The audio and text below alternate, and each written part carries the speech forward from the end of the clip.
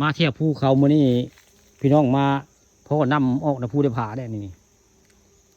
อยู่ภูเขาสูงก็มีน้ำพี่น้องอัศจรรย์บ่นี่มื้อนี้พาหลานชายมาเบิ่งถ้ำงูใหญ่ในตำนานในทางโค้งมัวสำลิดมองนี่คือทางโค้งมัวสำลิดอยู่ขวามือพี่น้องนี่ย่างลงมามองทางโค้งมัวสำลิดก็จะเห็นไปนี่แหละน้ำออกไปนี่ได้นี่ผู้ข้าปานคำปลาชมข้างแรกได้ลงมานี่บ่พ่อมากไม้นี่มากยังพี่น้องนี่มันได้เป็นตะกินแท้ๆ หวานลุงหวาน หวานบอกโอ้ยหวานกับลุงบอกว่ากินได้นี่จะกินยันเบื่อนี่ยันเบื่ออยู่กินได้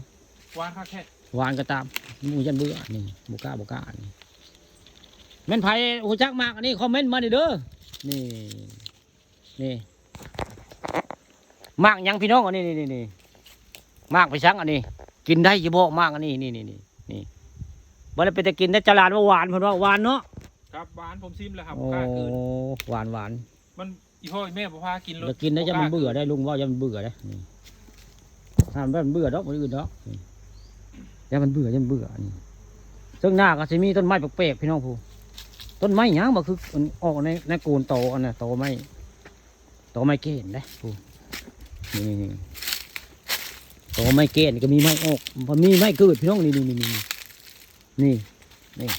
ต่อหักต้นไม้เกิดในโตนี่โอ้อัศจรรย์นี่ต้นไม้อย่างที่นี่ครับโอ้โหต้นในตอแก้นพี่น้องนี่โอ้ในตอแก้นได้ไผ่หูจักต้นไม้นี่กะคอมเมนต์มาดิเด้อเกิดมันเพิ่นก็ในตอพี่น้องนี่ในตอได้นี่ตอ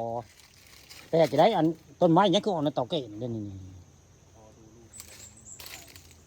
หลายร้อยปีได้แล้วเขาเจ้าบักบอกแล้วนี่มันมาเกิดได้กระโตได้จักต้นไม้มีสังเด้หมากมันก็มีเด้นี่หมากมันก็มีนี่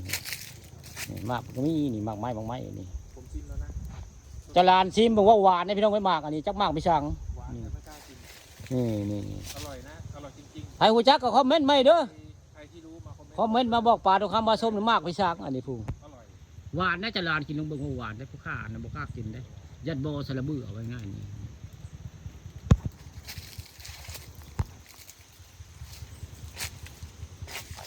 นี่แหละคือ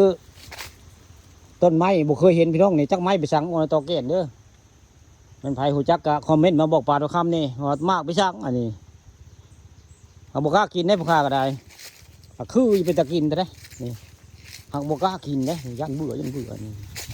แล้วผู้ดกแต่แท้ผู้สีสันก็เป็นตะกินแต่พี่น้องจรานมันก็หวานเพิ่นว่านี่หวานได้